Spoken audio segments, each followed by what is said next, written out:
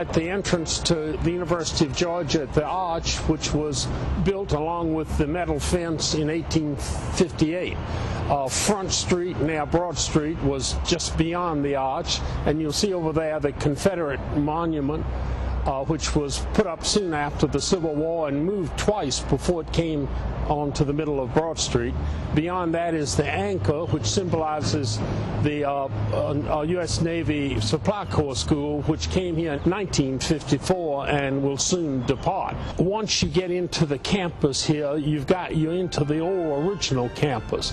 The North Campus was the whole university and only a part of what's standing now. The building in front of us here, the academic building, the Holmes Hunter Academic Building, is named for Charlene Hunter and Hamilton Holmes, who integrated the University of Georgia in 1961. And this is where they came to register to enter the school. Where I'm sitting now are a large number of media people gathered for this historic integration of the University of Georgia, which was the first real major breach in the wall of segregation in the state of Georgia. The rest of this old campus, the two literary societies, Demosthenian and Phi Kappa, before the Civil War, they were about the only outside activity that was legal on campus. The chapel was put up in 1832. To my mind, it's the most impressive architectural building on the North Campus.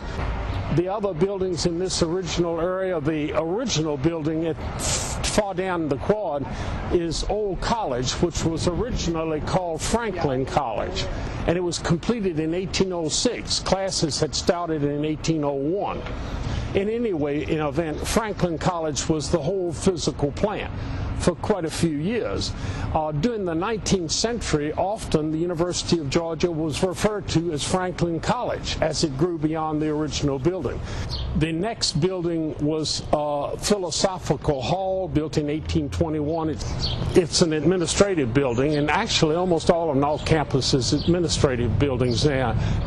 Turrell Hall was built early in the 20th century. Beyond that, they put up the first real library early in the 20th century, thanks to money from George Foster Peabody.